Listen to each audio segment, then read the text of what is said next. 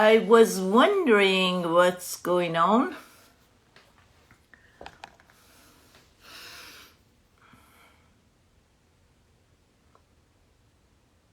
Hi, Sabrina. Hi, Samira. What's the deal, guys? How come you guys are coming in a group? I didn't figure this out. How can you join like 3 or 5 people at the same time? Hi, Faribajun. Welcome. Hi, Sun underline 3351. Hi, Shasad. Hi, Sunny. Hi, Zori. Hello, Sahar. Welcome, everybody. Happy Monday. It's raining in Los Angeles. We don't get so much rain down here. We are matched together. What do you mean by that? You are matched together. Hi, Marla John. Good morning. Hello, Michael. Okay. Sahar, please let me know when my guest shows up. Yes. Did you tell our guest to send me a request, join request? Hello, Peace. Hello, Zari. Hello, Abdi. I went to the beach yesterday. Hi, Isabel. Welcome. Hi, Soila. I went to the beach with Jeff yesterday, and as usual, ready to join. I don't see Raphael. Can you ask him to send me a join request? Let's see. There we go. Yeah. Did you guys watched our lives yesterday with Jeff? Hello. Hello, Sudi. Welcome. How are you? Wonderful. And you? Beautiful. It's Thank you so for good. inviting me. You are very welcome.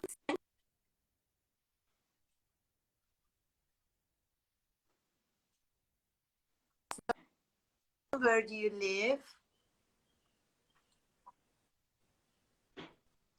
Yes. Here, a little bit frozen. Do you hear me well?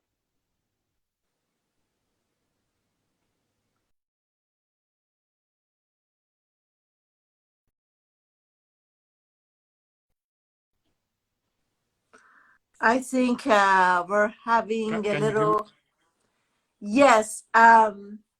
Is your internet connection good? Here. Okay. Yes. So, yeah. I hear you. Okay. So tell us about yourself. Where are you from and where do you live now?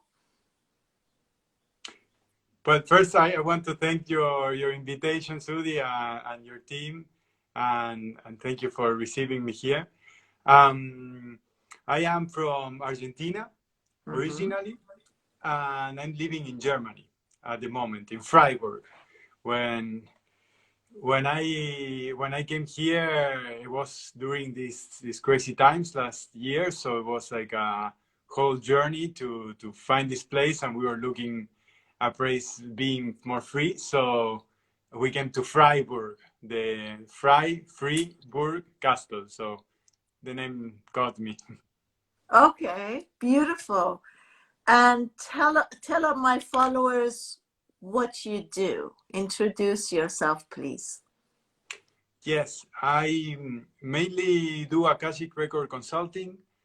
I just finished a session. In fact, I do channelings and planetary activations.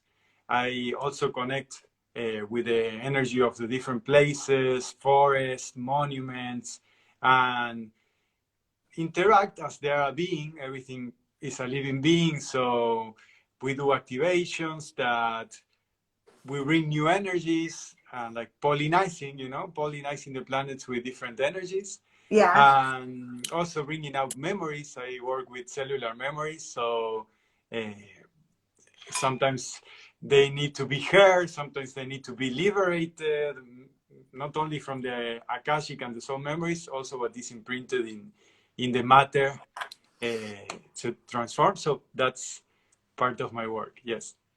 Beautiful, beautiful. So tell me, how do you work? For instance, let's use me as a guinea pig. How would you do a session like one-on-one coaching?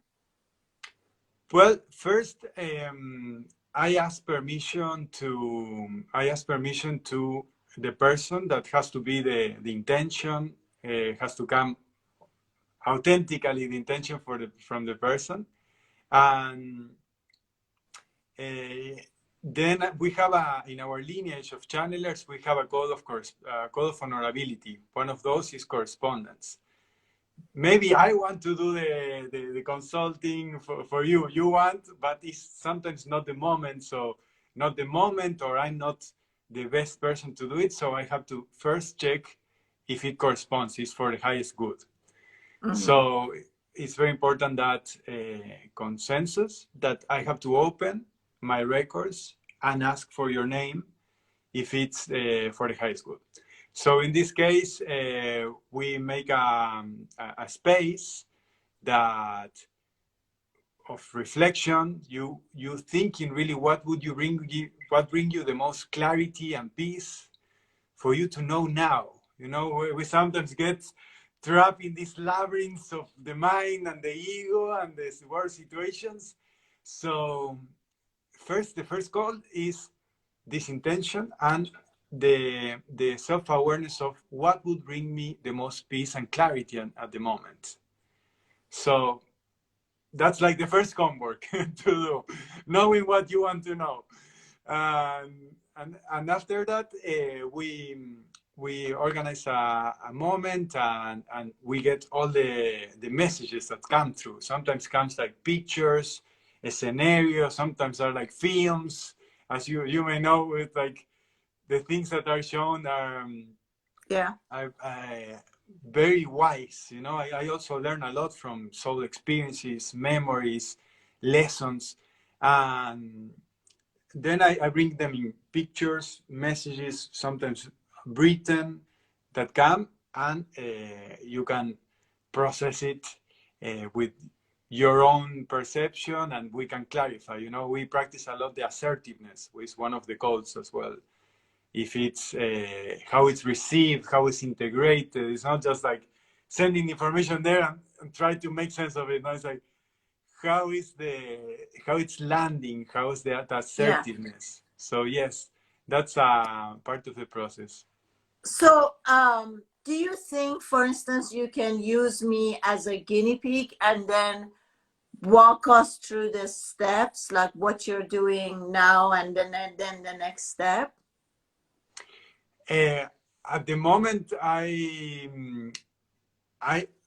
could not do the live channeling because I have not asked correspondence.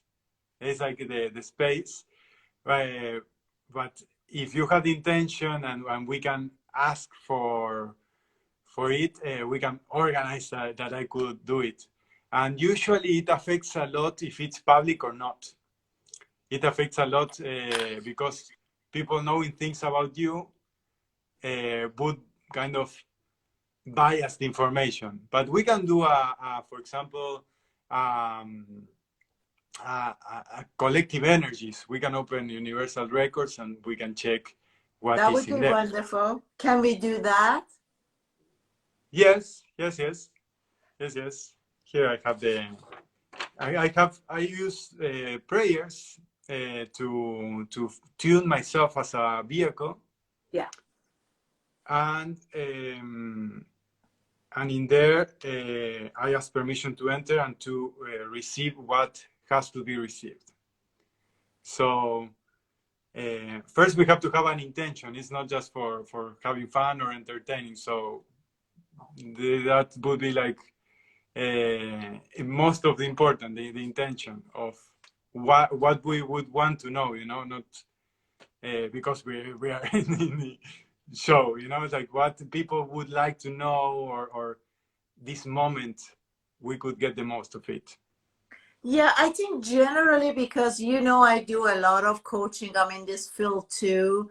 So I would say the majority of time people want to know what is their life path, what is their life purpose of being here and coming here. They always are under assumption there's a specific thing that I need to do, and that would be my life purpose or path. So, do you think we can use that as a general intention? In this sense, I think we can talk more on coaching and psychology. That we have like a very good repertoire than using the records for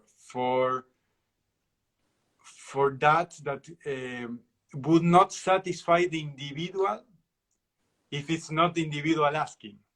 Mm-hmm. It's like we would be feeding something that is not asked by them. But what I can bring on this is, from my experience, opening and answering this question on the soul purpose and life purpose. Um, there's a natural happening, a natural unfolding of it that is ongoing, unaware, unconsciously, subconsciously. And while we're trying to look for it, like if we had to move like so much to find it, it follows as our shadow. It will be unfolding the purpose, not maybe as we would like to see it, like that we understand fully, but it will express for example, in a relationship that was like suddenly terrible, a tragedy, a tragic relationship. We think that was a bad event, right? And suddenly we purposefully had to be that victim or aggressor, disruptor of the reality of the other, for the other to see something and to solve patterns that are not there. Like we consciously are not realizing that, oh, you betrayed me, and my purpose in this life was to betray you. One of Mm-hmm. my purpose was to betray you.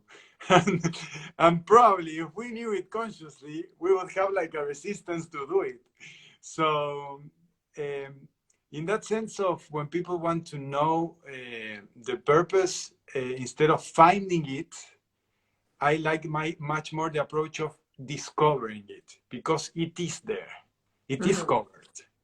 So the discovering of what is in there, embedded in every little action, every scenario, situation that our life has brought us, you have there the information to see the purpose, and also to removing a lot of what is being programmed in us. Thinking of, no, because I'm living my purpose, that's why I am so happy. So the objective, the goal is like discovering the purpose, and that sets the course of like, or trying to find that purpose, and that gets you out from knowing where you are. Knowing that, uh, first, instead of running around in desperation because I'm missing a purpose, because I'm missing something, seeing what do I have, right? To seeing that, Yeah. hey, what life experiences do I have? There's like a big chest of treasures of life experiences where we could harvest a lot of meaning and also fuel towards where we are choosing, but emptying ourselves from the programming of find your purpose. And us happens a lot, this, a lot of coaches pushing for the purpose and the whatever ikigai. As a coach, I have done that a lot, like let's discover, define it, goal setting, and that pushing sometimes is from outside and not letting that inner process to unfold. That's Mm-hmm. what I believe that is useful in when we're like looking for purpose. What do you think, Sadi? Exactly. Yeah. So here I just finished another live too, and I was talking about that because my previous live was about the Matrix, and I was talking about this illusionary reality as we make as and I was talking about like I wake up, I have so much dreams at night, right? And then I wake up in the morning and I think, oh, I was dreaming last night, not knowing that end up one dream zone and entered another dream zone. So I was talking about the matrix and I said everything is it's the creation of the mind and ego, and we believe that we are our minds. I said we have absolutely no control. If we did have control over our minds, we would have stopped all this nagging and the dialogue and negative things, but we don't have control. I mean, the majority of us, unless we really practice daily mindfulness and meditation, the majority of us is just going by these ongoing thoughts, negative thoughts, feeling bad and all that, and we have no control over it. So what I was saying today, I said, if you want to get out of the matrix, is just look at how much of your time and energy, like it's spent in the past. So much of regret. If that wasn't that, if my parents weren't like that, if this was blah blah blah, and so we are really like slave to our past. Is like we own something to our past that we constantly have to feed into it. Oh, if that, or the regrets. You know, I'm Iranian, I'm Persian, and I come from the time that we have the king of Iran, and I was so fond of him. And when the revolution happened in Iran, I remember I was a kid, and I remember it was on television. My sisters, my brother, they were crying, and my sister said, "Oh my God!" As that Khomeini, the religious guy, walked down the plane, my family were crying, and they were like, "Our lives are over," you know. And I felt that as a child. So you know what happens, like 40 some years. I left Iran when I was a teenager. But basically, what I'm saying is now, every time I see something coming, like a documentary about the king of Iran, there's this little regret. Like, I can't even watch it. It's like I get so hurt of that scene, like what we had and what it is today, you know, like we drastically moved backward into a civilization. I mean, it's unheard of, you know. But generally, I'm aware today not to let the past hold me on. You know, I'm not holding on. I can't go back and say, oh my God, if the revolution wouldn't have happened, if it was blah, blah, blah. And for instance, I cannot go back to my own country. It's been like, I cannot do that, right? So I can look at pictures from different cities in Iran. I left Iran when I was a kid. So there are so many cities that I never seen in my entire life. So if I sit back into regret, oh my God, if the revolution wouldn't have happened, I could have gone freely going back to my country, blah, blah. So what I'm trying to say is today I am into this place that no regret. It doesn't matter. I'm not going to let the past hold me hostage of what it was or what it could have been. So today I was saying, I said, instead of doing that and instead of understanding, that's another thing about being in the matrix, when we give so much power into the past that there's nothing we can do about, right? We can only change our view about something, but we cannot really change the thing. So I said all the past is doing is taking this moment from us, is stealing being fully present this moment and being in the state of flow. Yeah, yeah. I agree that the past can keep us hostage and the matrix, and it's so true that the practice of liberation, the parts of us that are stuck, or like they are like attached, like we want to move forward, and there's an elastic, Yeah. that makes us bounce towards there, and like hurting with not moving forward. And the the practice of detecting the ego reverberating, that reverberation of what the Toltec cultures call the mitote, like that chit chatter inside of the mind, or the Yeah. negative automatic thoughts, that are like voices in the head that they speak with our voice, like they sound as us, and we think that we are us talking, right? But it's like ghosts of our past talking, the spectrums of these programs of the matrix running inside of us, going and check. And what we develop in the initiatic cultures is the awareness of the warrior, like being in our consciousness like a warrior, because that's like calming the ego patterns that want us to keep us like suppressed, or the matrix as well, Ah, yes, raining here. People here is It's raining dropping here too. Yeah. some Funny people. enough. Yeah. So this beauty of the moment, like instead of like the abstractions that, oh, how could it be? What if?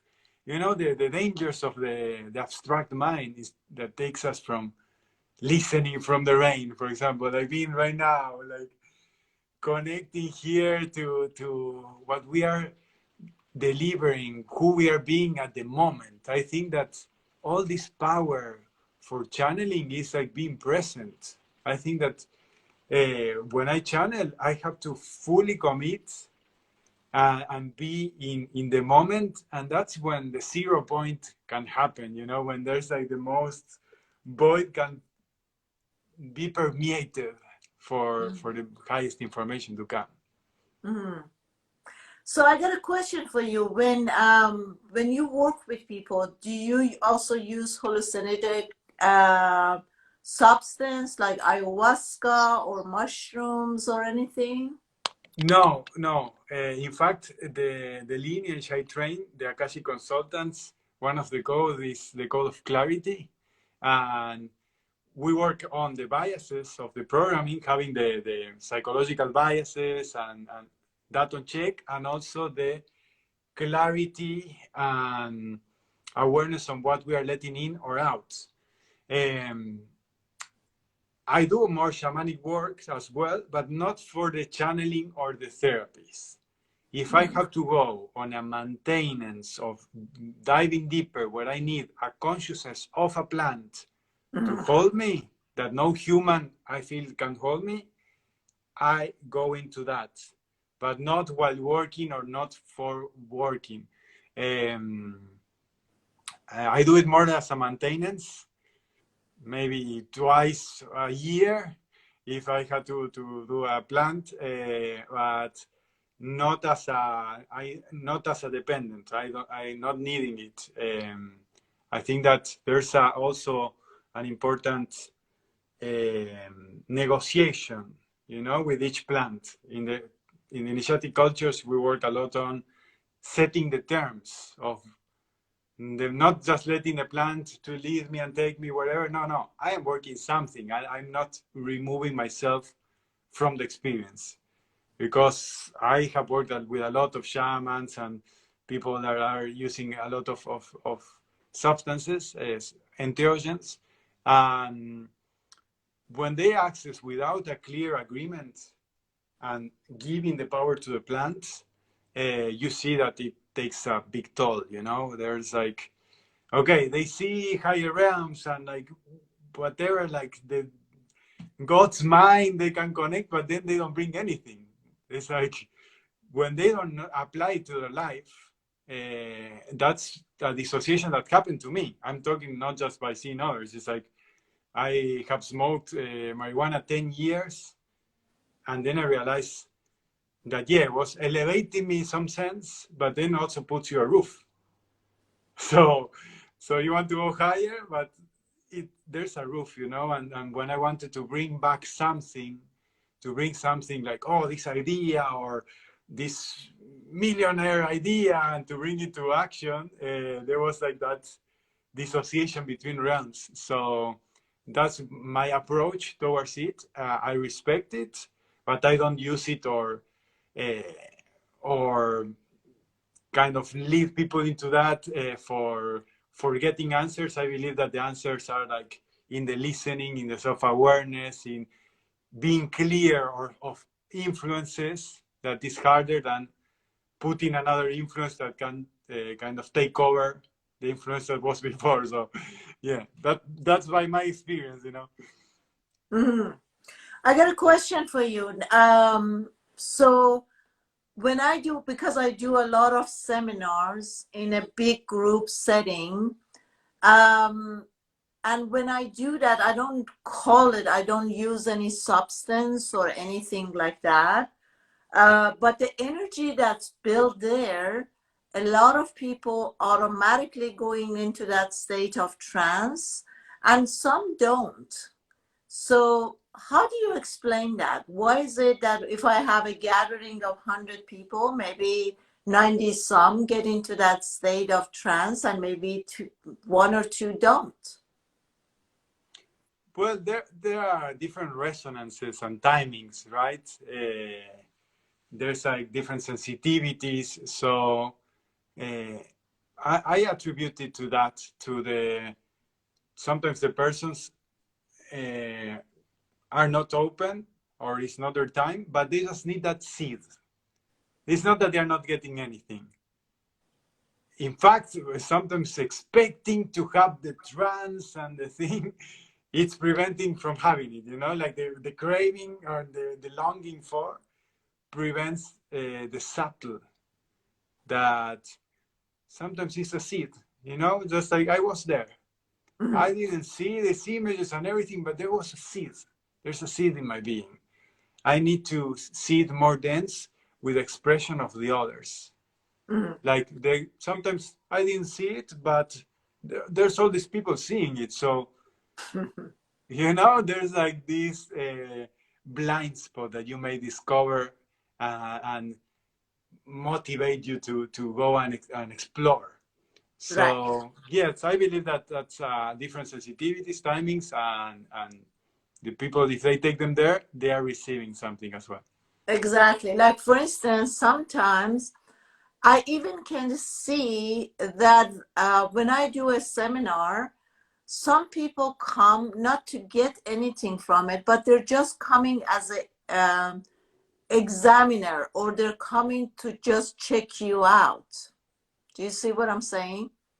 Yes, yes, yes. And sometimes I have had people who say, I'm going to be very transparent with you. I just came to check you out to see what are you about. I mean, do you really have these things or you don't have it? And are you familiar with John of God? Yeah, I heard of him, but never uh, never seen him or in action or doing anything. Yeah. Yeah, I went to see, I was going to go to Brazil. um I was out of curiosity. That's what I mean, I wasn't going to see, I just wanted to see the way he works and that stuff. Do I really get that energy? What is it about? But they made it so difficult to get a visa for Brazil, and it just, I forgot. And then all of a sudden it was like he was going to Toronto, Canada. And I went there, and I think there was a 3 days, 2 days or 3 day journey, and I only bought for one day. Somehow I said, let me just go and check it in, right? And when I went there, it felt, I spent a few hours, and when he walked in, I felt his presence and all that. But it was like, have you seen that movie Eat, Pray, and Love with Julia Roberts? That she Uh-huh. goes to India and she says to it, I always remember that. She says, oh my God, I came to India in this ashram and I have never been so disconnected. And that's how I felt. When I went to John of God, they were doing this meditation thing. And I was just, and I'm normally the person who's not just high with myself, constantly into a state of going and coming. But I was so like, nothing was there. I didn't pick up anything. So I just, after they broke for, what I mean was, I went with the state to just check him out. So what I'm saying is, I wasn't going to get or receive anything. On the contrary, when I went to Peru and I went to the Amazon jungle, I went totally open and free. No expectations, no nothing. And so that's what I'm just adding to what I was saying, is that when we're going with not receiving or with any purpose or looking for anything or expecting it, when we go somewhere openly, we will have totally a different experience. But I liked what you said. You said just because people don't feel anything, it doesn't mean that nothing has happened. That could be a beginning or something, that something has clicked, but they're not aware of it. And that's the starting of a new journey, because very often I'm getting like return clients. I do so many sessions with people. I don't even remember who people are. And then all of a sudden someone gets back with me and says, I had a session with you a year ago or 2 years ago or 3 years ago, and I didn't really get anything, but now my life is blah, blah, blah. I mean, it can take 2 or 3 years for people to get a shift or transformation happen in their life. Well, regarding this last thing, sometimes it takes time to integrate, right, and to manifest for us to be able to see. There's people believe to see, and there's people see to believe. So sometimes work this realization. I also receive a lot of sessions that they read them again after 3 months, and it's like, wow, I just opened this and I realized all of this happened. And the idea is not to make prophecies. It's just to give a guideline, a reference for us to navigate better. So now, after we do the journey, and we can integrate that wisdom that has been given. So that on that side, on when people realize later what has been different timings, right? Again, and as well with the persons coming to check, I also in the initiatic teachings, I have to bring the initiatic teachings because are like the ancient cultures that have in common, and we teach about the sphinxes. Teach about what? I'm sorry, I didn't get that. Sphinxes, like the sphinx of protecting the pyramids. Mm-hmm. Okay. There's a video I made on the sphinxes, the different kind of sphinxes in different situations. You can watch Sphinxes, Initiatic Teachings of Santiago Rafael, and there's a video of the different sphinxes according to the situations. And when a person comes to check, can be a sphinx to us, Mm-hmm. And the sphinx doesn't mean that it's someone bad or like ill-intended. Yeah. That manifestation of someone distrusting, or imagine being willing to leave themselves and anything they can be doing and even paying to be here to check, that's like a manifestation of a person being a message, being a message of, in this case, a test, testing us. Mm-hmm. Because it's not that everybody has to be agreeing or like super sensitive. It's like, what do we do as that we're practicing self-awareness when we are presented with a an embodiment of a sphinx. So that also, I believe, that helps us grow a lot. I love even being confronted.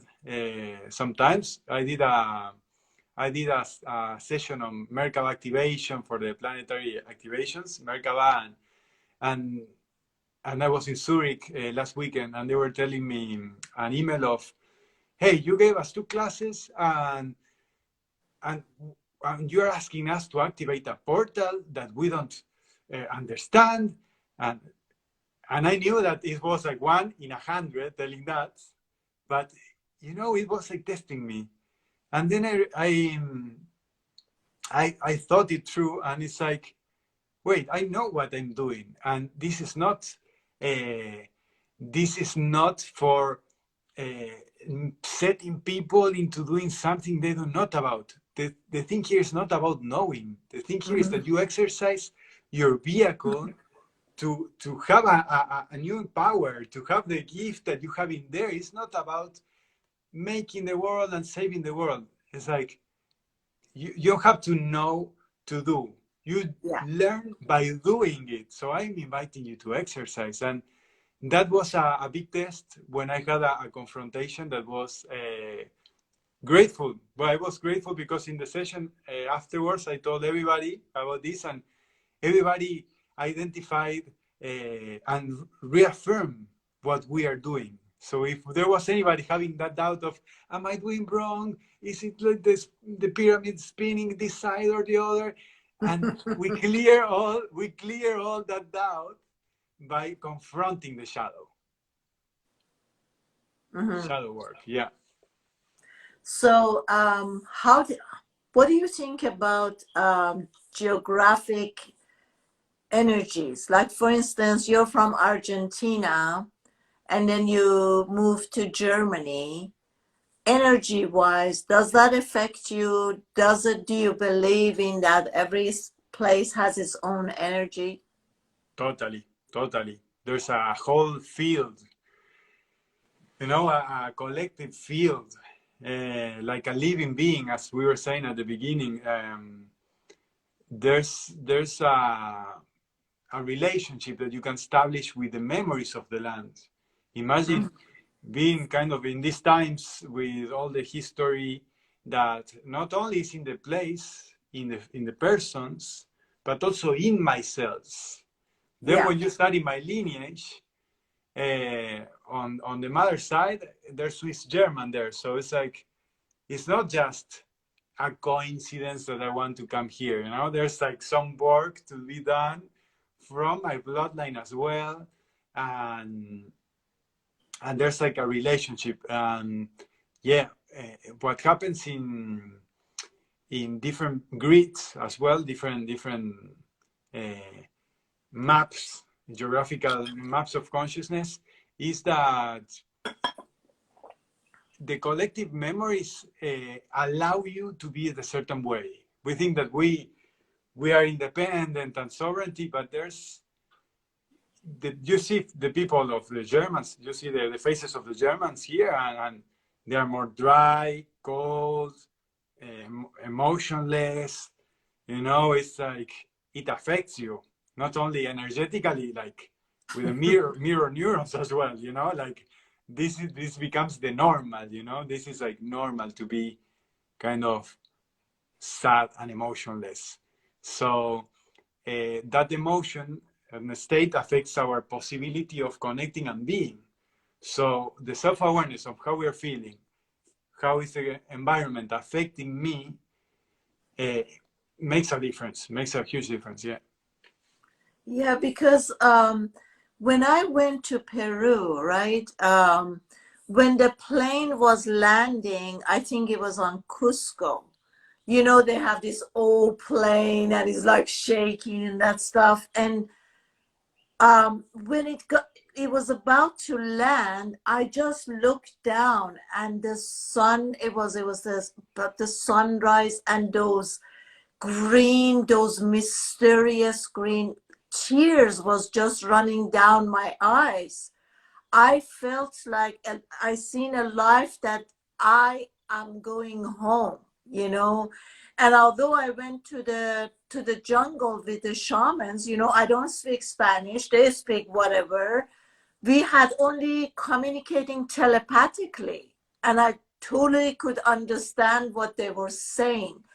There was a kindness about them. Like I was going to different islands, and I went to this one place where they are all farmers, you know, and the love that I had for this old guy and his wife, it was just unbelievable how loving these people were. You know, it's just like I was like so connected. I went to Machu Picchu, and as soon as we left the bus, I went into a trance. I just fell somewhere for 2 hours, and then I came back, and I was like, "Oh, where's the tour? Where's everybody?" And then I was like totally there. On the contrary, I went to Turkey last year. I had a seminar. Are you familiar with Rumi? Yes, Yeah. So, you know, it's his birthday. I mean, 17th of December is the day that he dies, but they celebrate it as his birth because they're saying he finally left the physical realm and he joined and merged with his beloved God. So I did a seminar last year, December on the 17th. But when I went to Kenya, although I love Rumi and his poem, you know, he's Persian and all his poem is in Farsi and blah, blah, blah. When I went there, there was no connection. Like I didn't feel what I felt in Peru. So what I'm saying is, energetically, for instance, in are you familiar with Sedona here in US? Sedona, Have you? yeah, yeah, yeah. Yeah. So I go to Sedona very often. When I go to Sedona, it's just like all this mysterious thing happen. Like I go with my student and I say, look at the clock now, it's 111. And the clock stays at 111 for 30 minutes. You know, it's just all this magic because the energy is just so high. But then, like I'm saying, I was shocked. Like when I went to Kenya, although I love Turkey, it's so historical and beautiful, I didn't felt that, you know, high vibe energy or that connection and oneness that I did in Amazon jungle or even here in Sedona. So that's what I'm saying. Yeah. So you believe that every place has its own energy and vibration that can highly like affect us, right? Totally, totally. In fact, as well to answer you and one of the questions here of Sabrina of the energy of the places, how we can protect us. Um, the weekend, the activation was in Zurich. Imagine the density of the capital of Switzerland, where there's a collision portal that I have not seen so many, maybe New York, but so many 5G antennas that also affects a lot the antennas. In Zurich. In Zurich, there was a lot, and I enter and I feel the field, my field compressing, like a compression. Yeah. And it's heavier, you know, it's like more compressed and heavier to be in this in the city, you know, like your field gets more like pushed and like squeezed. Yeah. And you have to keep stronger, you know, to keep stronger because like in that So how do compression. you do that? When you know that you're in Zurich and the 5G, the energy of 5G is so high and that stuff, you feel the density. How do you make the switch? Well, I use many of the universal laws of creation to sustain my field stronger: sound, light, and shape. So, as I said, I use prayers for the sound, light visualizations of, like, for example, the Merkaba pyramid. There are people that, in simple ways, they just make a bubble, keep the bubble of color around. That the energy work would be the visualization and sustaining your field with your awareness and the shape. You know, there's like there can be mudras or the form here. So I also use like EMF protection things when it's too much, or look for places that are covered by trees. So I use the field of the trees and nature that are boosting me up. There's places even inside there that you can generate synergies, that is beneficial exchanges of energy. So what I do, I enter and I fortify myself, for example, with a crystal gold Merkaba that are like double pyramids spinning together so fast that they become like a vehicle of a bubble so fast they spin the stars that does not allow anything else to enter to invade you. And then you can redimension it to see where's your field. If it's like 2 meters, 6 meters, or 9 meters around, and what you can cover. And that's also when you ask changing the energy of the places, you see what is a healthy level of influence and interaction.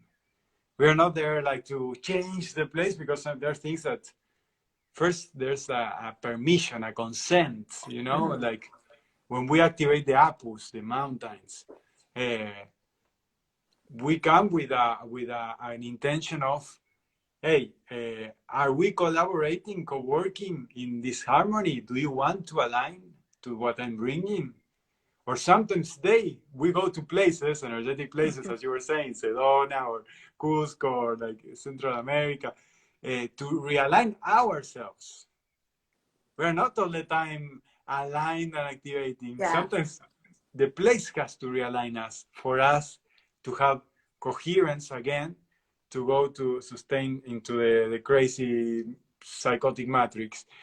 So that's an awareness of exchanges of energy, and the energy work of energy structures around the mantras. One of the mantras I use a lot is equilibrium is success. Equilibrium is success. Equilibrium is success. I breathe to taking in and balance my gold and silver energies. And I see the golden and the silver pyramids spinning, balancing my masculine and my feminine, dancing together. And with those forces working together, nothing there's to intervene. Even when I see very awful beings, extraterrestrials, like some kind of monsters or demons, you activate your vehicle and your confidence, and you can disintegrate them. So it's like they are very respecting of those things. The problem is when we are unaware. Other things that I use is the sword of fire. You start doing mudras. You can use the fire sword. I activate this as a sword, and you can cut things and also show the sword when there's something threatening. So you can use the violet or the golden flame to put things into their place, and they will respect those stuff. And also, you will not be the weaker prey, the weaker link to be fed on. That's very important. The responsibility of each of us having a strong energy building up for those energy disruptions or contaminations not to be inside of us. So that's part of the work we train on. Okay. So I was having this conversation with a friend yesterday, and he was telling me that he has this really deep wound that he says, although I'm working on it, but it's still not fully healed. Now I want to see what's your take on it. I said to him, I said, look, as long as you are in this belief that there is this really deep wound within you, and you constantly think you gotta be doing, performing, doing something to heal from that wound, that's where you're going to be stuck at. I said, what if you change your belief and start thinking that maybe this is again the matrix, this is coming from the, and I remember my guide said something to me at the moment, and I told him, I said, look, you are so much in this holding on this wound that is like 80% of your energy is getting drained out to that wound, because there is this deep wound there, and you only are left with 20% energy here to deal with. No wonder your work, and you're struggling with making money and your career or this to go anywhere, because 80% of your energy is back to. So what do you think about that? Well, I have an approach to the wound that I like to deep dive into shadow and wounds, because I consider that's an important work to be done. I prefer to observe it and address it than denying that this kind of more the tendency. You know, if it's painful, I will hide it, deny it, it's not there, sugarcoat. There's a lot of those mechanisms to not go into the sacred treasures that I believe that there's in the wound and the shadows.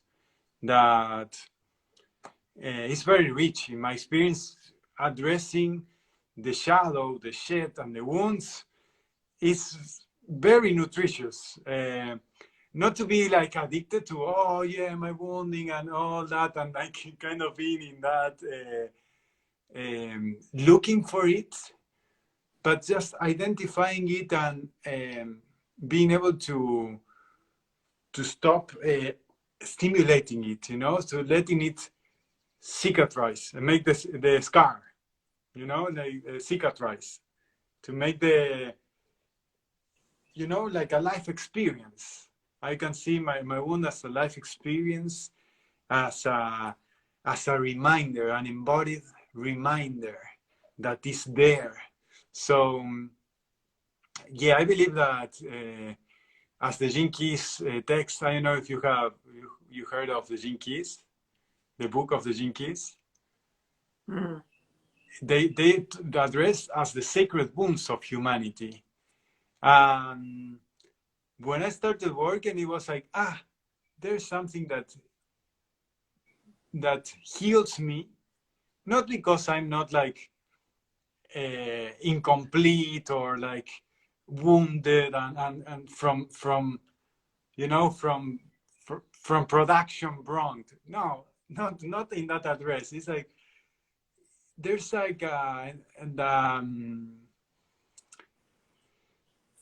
there's a treasure, I consider, in that. That's why we admire people that go through big sufferings, like Christ or Buddha, that he could endure a lot of letting go of a lot of their suffering, their cravings.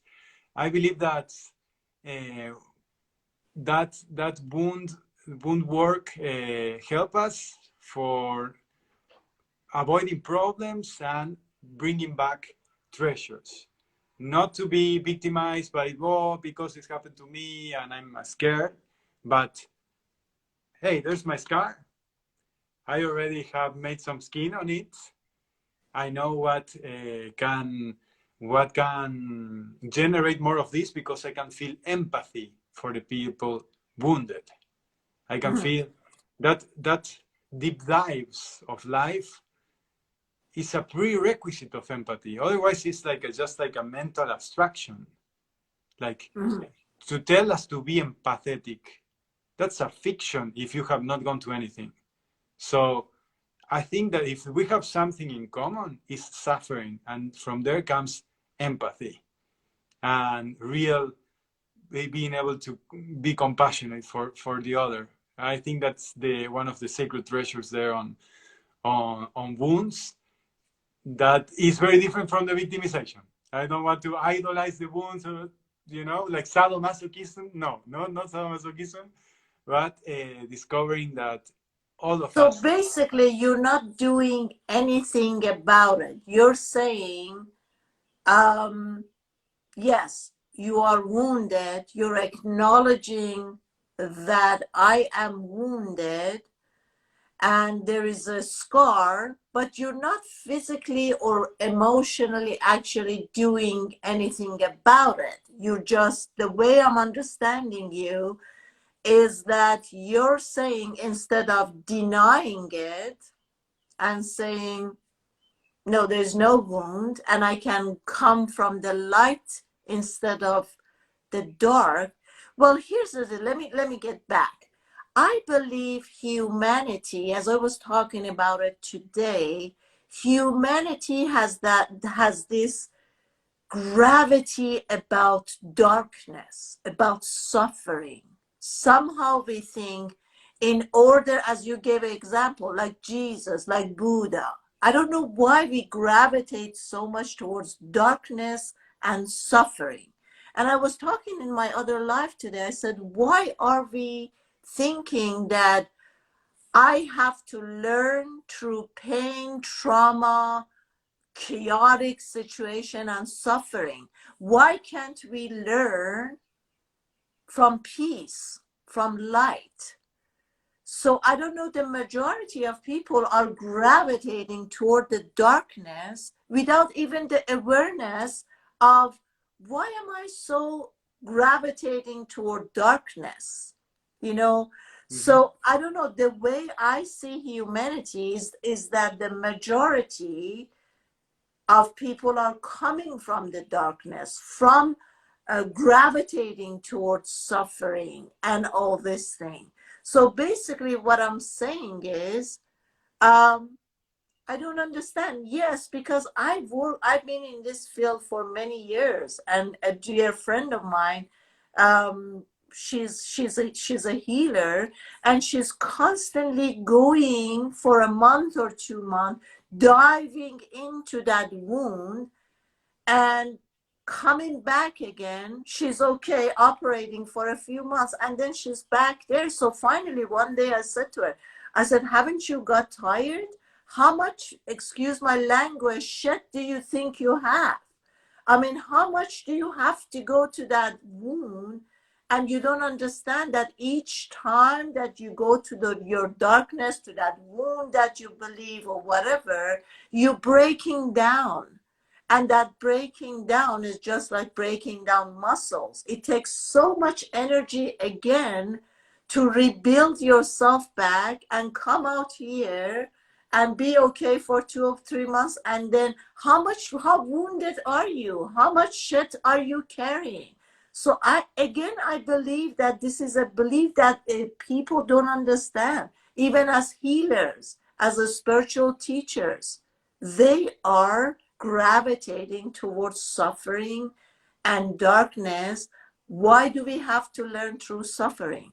Why can't we just learn from happiness, from joy, from everything being so good and rosy? Why do we have to be punished? Why do we think we have come here to go through this thing? And my experience for these 20 some years working for, God knows, loads of people, doing sessions, doing seminars, big, huge people working, I see that those who believe that they are wounded and they have to work on it are those people who are disabled here. They're suffering financially, mentally, emotionally. They can't operate here because they have this assumption that there is a wound and they have to work on it.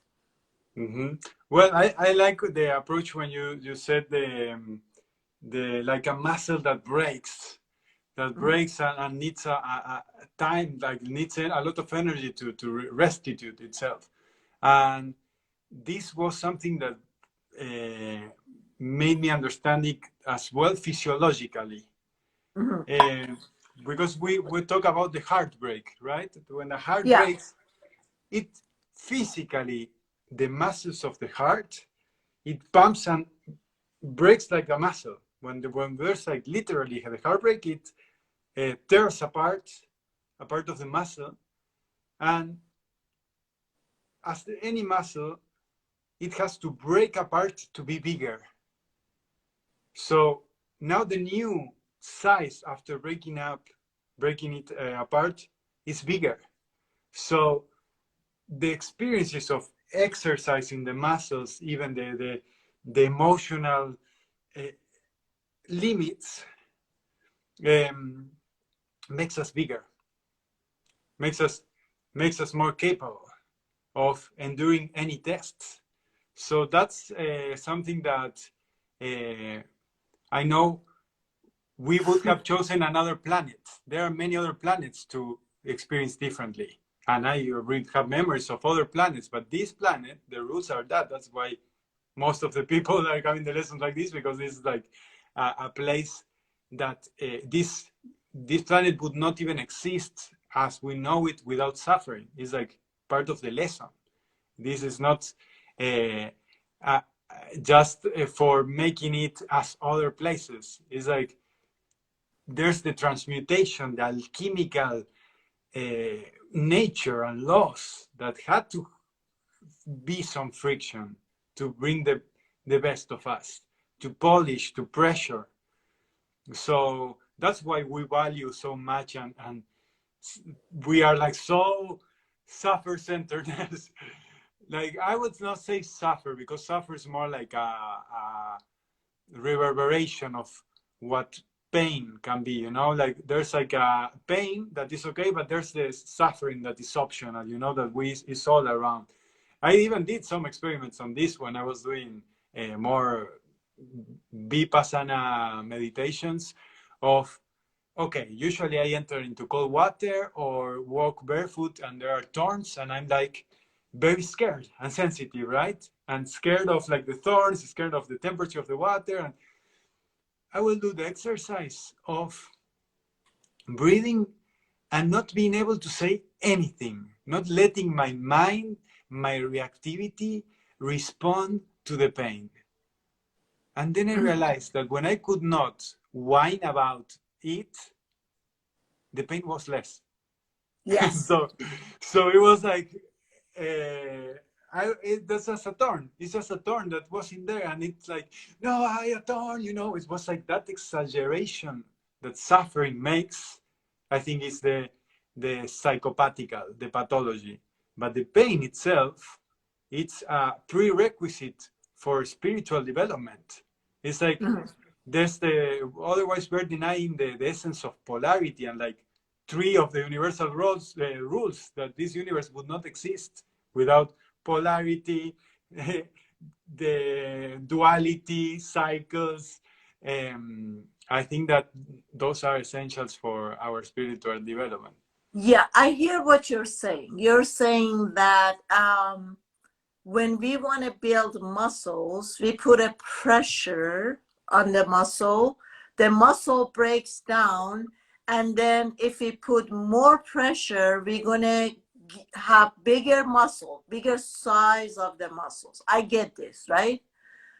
What I'm coming up with is the invitation of offering something else. This has been my approach. So I'm saying I didn't go back to the wound and say, oh, I lost my father when I was 10. It was a tragedy. I'm living all my life is all the abandonment issue. I didn't go there, right? This is my experience. But I'm saying my invitation is to this idea, which has been my own approach, instead of going to the back and the wound and trying to relieve that experience, because my belief is as long as you go and look for traumas and wounds, you will find it. Whatever you look for, the universe say, oh, you want to look for more traumas? I'm going to give you more traumas, right? This is my belief.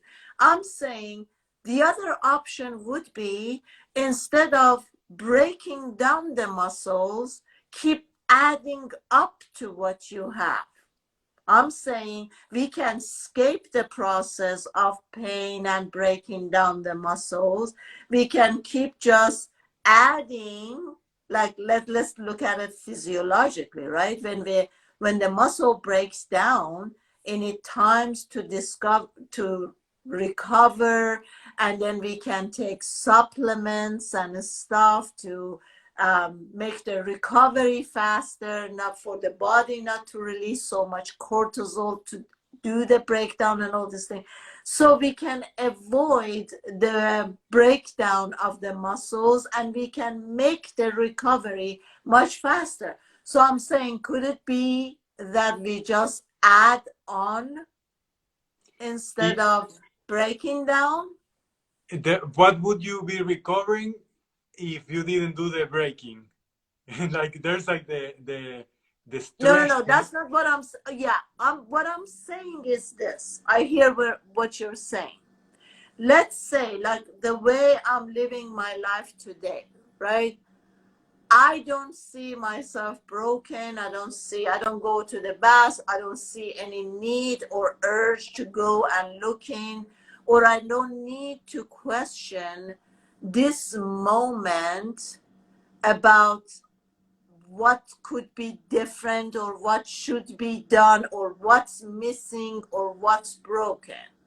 So instead of, if I'm not doing any of this thing, I'm just adding up to every moment of how I can be more at service, right? So my lens, instead of the lens be on me, the ego mind, that how do I feel, what happened to me, I switch this lens to a broader lens of how can I help humanity, and that's the way I'm going. Would you find that like progressing, or how do you look at that? Could Well, this even be an option? yes, I've been more into that, like being of saving the humanity or serving humanity, and like being putting myself there, or getting out myself out of me. That is in many of the spiritual realms and personal development. That's a important preposition. What I discovered is that if I am getting myself out of me, but I'm never been in me, even if I take myself out of the equation, that happens a Yeah, lot to healers, a lot of people that want to serve the world and help the others, they take themselves out of them.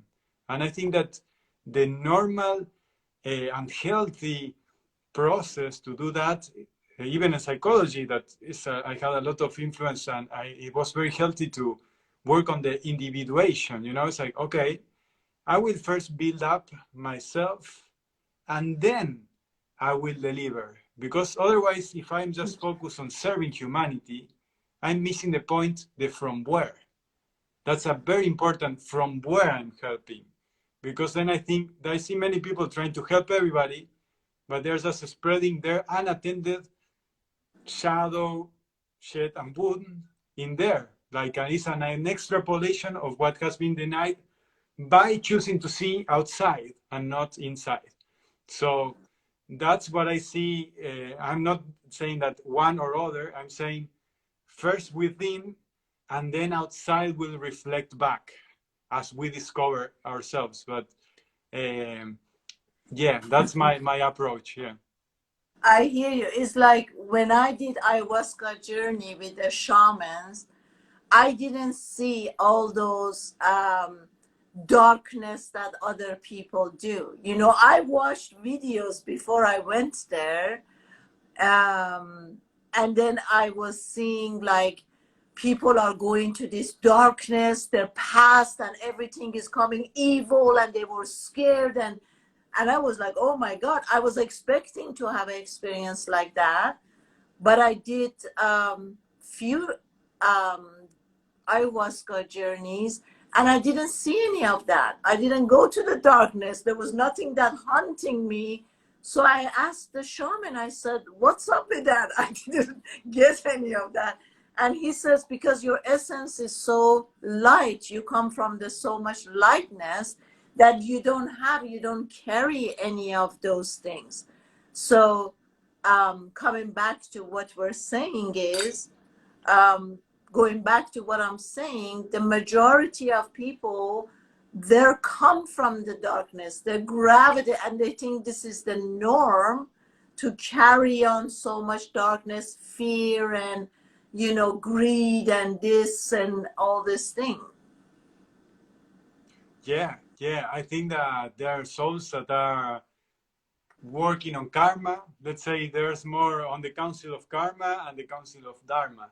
There are more souls that are more lighter on heaviness to work and memories that, yeah, perfect. If you look within and there's just these light and experiences that are awesome, perfect. That can also happen. That's why the majority are having this settling, these memories, this balancing from where they come is more dense. And I think that's the ascension journey, right, of the persons. And there are persons that come from below to up, and there are persons from up to below to try to understand this density, right?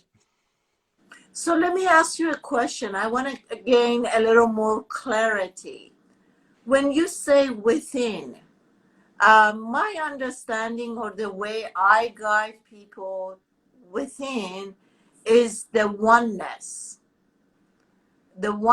with everything, is the space of zero limit, which is nothing, and there is a possibility of the whole creation, is the place that you're one with the universe and everything within it. And I'm constantly guiding people, let's understand that the outer world, the material world, is one world, but we have a choice to go within. So what's your explanation when you say within? What do you mean exactly? Yeah, within, I refer to what is inhabiting me. It's like this point, the coordinate that the main coordinate that I like always to go to is from where I'm coming. Like we can come from here, from here, from here. We can come from many places. So that within is like a directionality to go to from where I'm coming, and centering myself better in what is being played out, what is inhabiting me. So I don't give a description. I just invite a discover. What, from where are you coming? Go within. What's in there? What is that chit chatter? Is that mitote? Is that voices playing out in a behavior? So But is that within, or is this going on in your mind? sometimes the within, we can be infiltrated in the solar plexus. That is not in the mind. It's in an energy field. So it's not only in the mind. It's our whole consciousness as technically the broader concept of mind, not the brain, but the mind. Like the first law of alchemy, everything is mind. Mind is substance, light, logos, meaning, and we think that mind is just our intellectuality. So I refer to what is inhabiting our whole consciousness and perception of the world and who we are. So that, I think that sometimes, of course, we have some blind spots, but that bringing the light within to illuminate the whole spectrum that we are covering there, that's what I refer within, like enlightening inside, or turning on the light inside of making sure that everything that is in me, in my consciousness, embodying me, is really me. Otherwise, I'm possessed by an ego, I'm possessed by a program, I'm possessed by an influence. So that within is coming back to the temple, coming back to our realm, to clear it from anything that is not me. Okay, beautiful. So are you working one-on-one? Yes, yes, yes. Okay. And then you have a website. How do people get in touch with you? Do they follow you on your Instagram and send their questions, or if they want a session with you? Yes, I usually have the YouTube channel is the things that I update the most, because I suddenly have updates of inspirations or classes. There are many free classes on initiative teachings Is and it English or Spanish? Your English. YouTube I have channel. both. I have both in Okay. Spanish and English. In English is Santiago Rafael. You can look for channeling training. There's some good classes on good habits for channeling, the initiatic teachings with the Sphinx, as I was saying in a moment. So in there, you have sometimes forms to apply for initiations or for sessions of reading. So that's mainly the main way, because the page is in Spanish, the lafam.org. So the Santiago Rafael YouTube is what I'm using, or the Instagram. You can here connect with me, and yes, the Facebook. But also I'm like in between worlds, as I imagine you are too with the languages. Yeah. Yes, Beautiful. Thank you so much. It was lovely having you here. And you have a blessed day. I'm sure a lot of our followers are interested in what you have to say and know more about you, and they will follow you.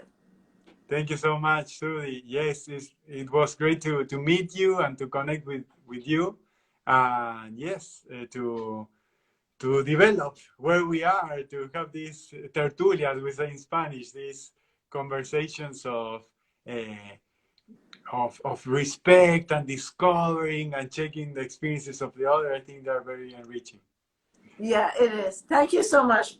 Thank you God so bless much. you. Bye bye Bless you. now. Bye bye. Thank you. Okay, guys, we're going to end this live, and I'm sure you guys have picked up a lot about it. What did you think about this live, guys? Did you learn a lot? Yes? Okay. So please write a comment. Mm? Can you guys write a comment and let me know? You're supposed to be working on your throat chakra to be expressive. Why aren't you guys being expressive? To write a comment. Yeah, my YouTube channel is Sudi Burnett English, but I learned a lot. Okay. So please don't forget to write a comments when you guys subscribe on my YouTube channel, Sudi Burnett English. You can also receive a gift. So don't forget to subscribe, and light underneath Sahar says share, share, share. Have a blessed day and see you guys soon. Bye bye. Subscribe and share.